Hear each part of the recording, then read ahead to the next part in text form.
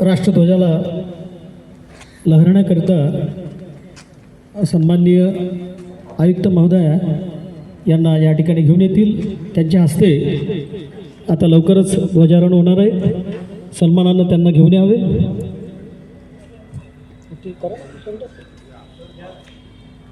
कृपया ती प्रक्रिया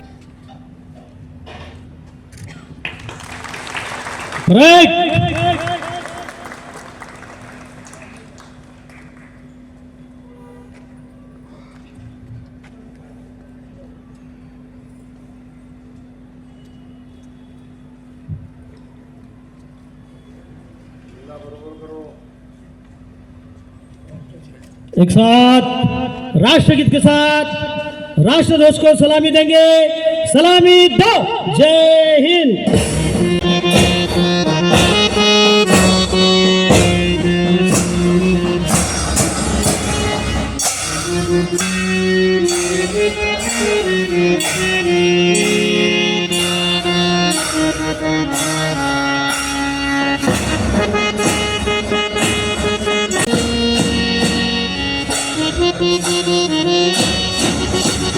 भारत माता की, भारत माता की, भारत माता की।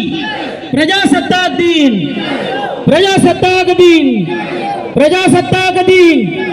यानंतर राज्यगीत महाराष्ट्रगीत कॅसेटद्वारे सादर। महाराष्ट्र माझा, जनता महाराष्ट्र माझा, जय जय महाराष्ट्र माझा, जनता महाराष्ट्र माझा।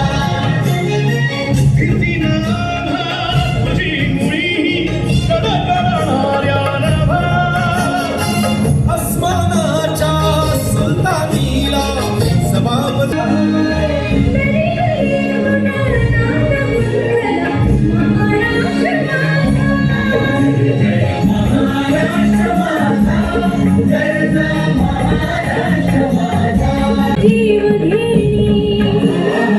दारिद्र्याच्या उन्हात शिजाला निघला त्याची झिजात दिल्लीचे गीत रंगलाले। महाराष्ट्र माझा, जय महाराष्ट्र माझा, गरजा महाराष्ट्र माझा, जय जय महाराष्ट्र माझा। तरी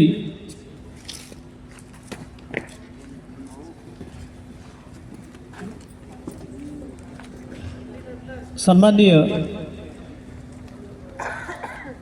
अतिथी महोदय माननीय आयुक्त मॅडम यांना विनंती की त्यांनी इथे उपस्थित अग्निशमन दलाचे श्री कृपया उपस्थित राहावे। अभूतपूर्व असं कार्य करणारे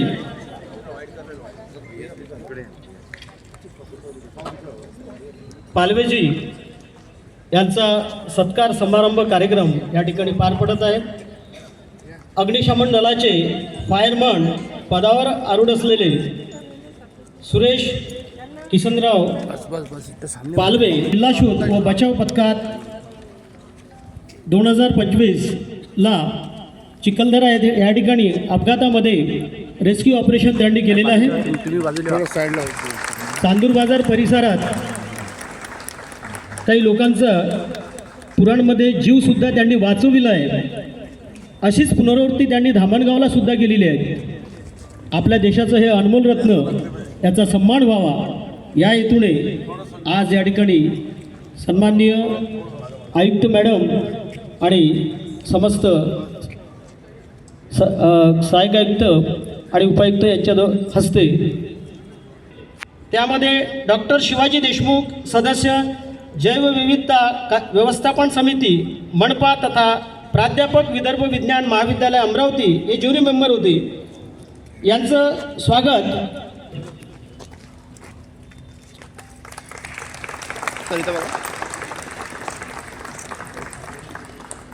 त्यानंतर डॉक्टर उज्ज्वला देशमुख प्राध्यापिका विदर्भ विज्ञान सन्माननीय माजी महापौर विलासभाऊ इंगोले ह्या ज्युरी मेंबरचा सुद्धा सन्मान वाढवतील अशी मी त्यांना विनंती करतो। तसेच माजी महापौर सन्माननीय संजयजी नरवणे सर हे सुद्धा परीक्षकांचा हौसला बुलंद करतील अशी मी त्यांना विनंती करतो। डॉक्टर संगीता इंगोले पर्यावरण विभाग प्रमुख श्री शिवाजी विज्ञान महाविद्यालय अमरावती यांचा सुद्धा ह्या ठिकाणी सन्मान वानकडे साहेब, डॉक्टर कीर्तिध्वज गवई प्राध्यापक पर्यावरण विभाग श्री लवकरच गणेशोत्सव विजेत्या मंडळींची नावे या ठिकाणी मी सादर करतो। सोबत मंडळांची लोक जी आले असतील त्यांनी कृपया, पुरस्कार राशी आहे 21,000। मी या ठिकाणी समस्त मान्यवरांना विनंती करतो की त्यांनी त्यांचा सन्मान वाढवावा। एक मिनिट बघायचं भाऊ,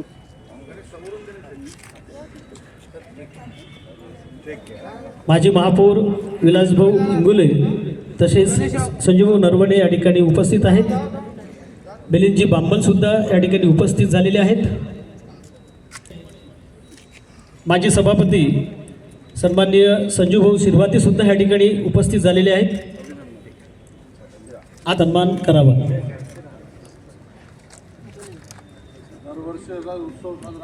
सर्व सन्माननीय नगरसेवकांना विनंती की त्यांनी सुद्धा त्यांचा सन्मान वाढवावा, त्यांना पुरस्कृत करावे।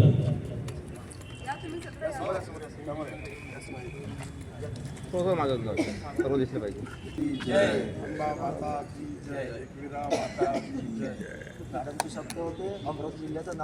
समस्त नवनिर्वाचित नगरसेवक परवाने हैं, वतन एक ऐसी शम्मा है जिसके हम परवाने हैं, वतन पर मर मिटने के लिए हम भी दीवाने हैं। यानंतर सन्माननीय आयुक्त महोदया आजच्या पर्वावर म्हणजेच भारतीय स्वातंत्र्याच्या एक मिनिट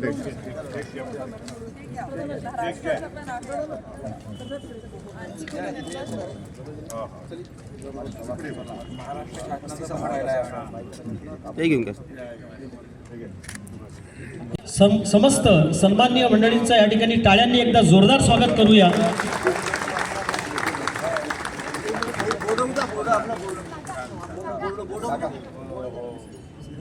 या मॅडम समोर या, समोर मंडळाच्या कार्यकर्ता मॅडम तो हॅट्रिक झालेली आपली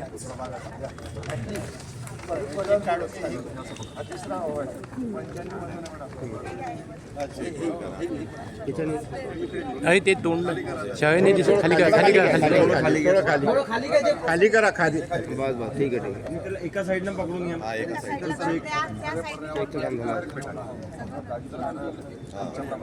एक मिनिट समोर बघा सर्व।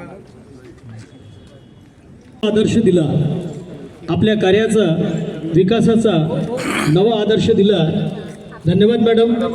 मी सन्माननीय मॅडम यांना विनंती करतो की त्यांनी ह्या ठिकाणी सदिच्छा भेट द्यावी, सर्व मान्यवरांना हस्तांदोलन करावं। संजय नरवणे माजी महापौर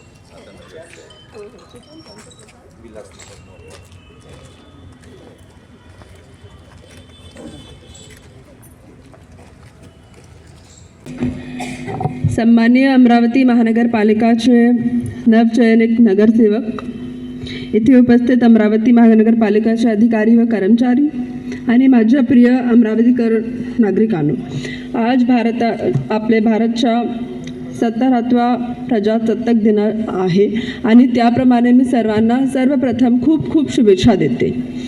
आपला आजच्या दिवशी भारतचे जे संविधान याचा एक खूप मोठा दिवस आहे। आपल्या संविधानमध्ये आम्हाला फक्त हक्क नाही भेटले आहे, आम्हाला काही जबाबदारी पण भेटली आहे। आणि आजचे दिवस सर्व नागरिक जे आपले भारतवर्षाचे नागरिक आहे, सगळ्या नागरिकाने आपला कर्तव्य का पद्धतीने पार पडलं आहे याच्या एक प्रकाराच्या आपला पुढच्या वाटचालीचा काय संकल्प आहे आणि आतापर्यंत आपण काय केलं आहे.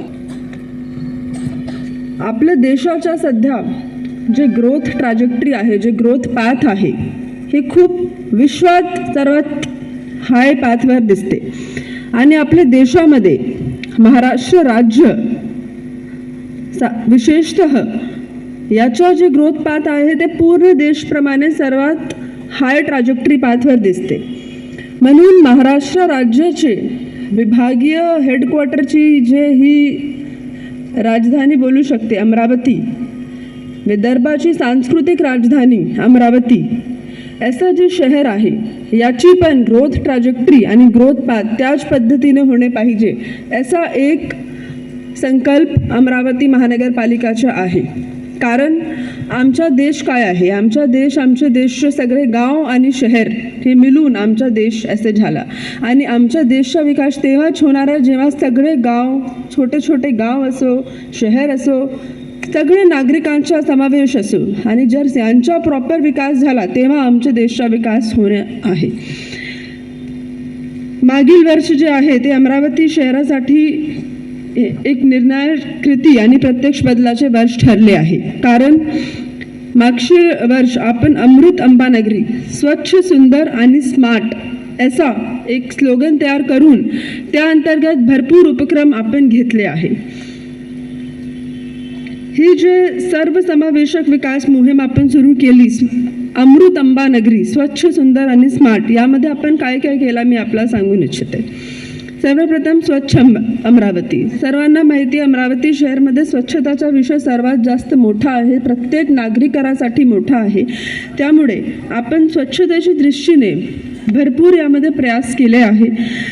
आपलं सर्वप्रथम शहरमध्ये वर्ष 2025मध्ये शहरमध्ये कॉम्पॅक्टर झालेले आहे, जेणेकरून शहरचे जे कचरा आहे ते रोडवर न टाकता सध्या कॉम्पॅक्टर्समध्ये टाकला जात आहे, जेणेकरून रोडवर असणारा जे कचरा आहे ते आता कमी झाला आहे आणि थेट ते कचरा गाडी कॉम्पॅक्टर्समध्ये टाकून आपला कंपोस्ट डिपोपर्यंत घेऊन जात आहे.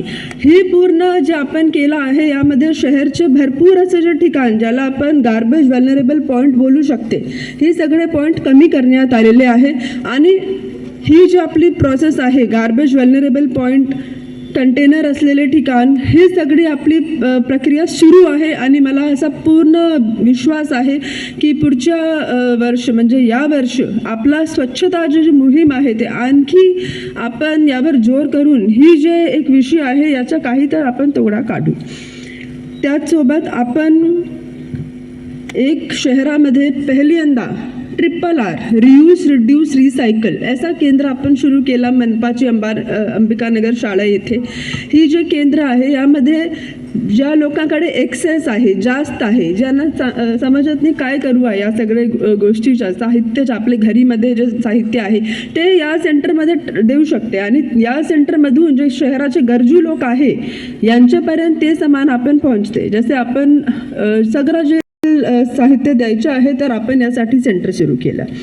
त्याच्यानंतर स्वच्छ अमरावती अंतर्गत प्लास्टिक याचे विरुद्ध आपण मोहीम काढली आहे. सिंगल यूज प्लास्टिक प्रतिबंधक यामध्ये कारवाई मोठ्या प्रमाणात करण्यात आलेली आहे आणि ही कारवाई सुरू राहणार आहे.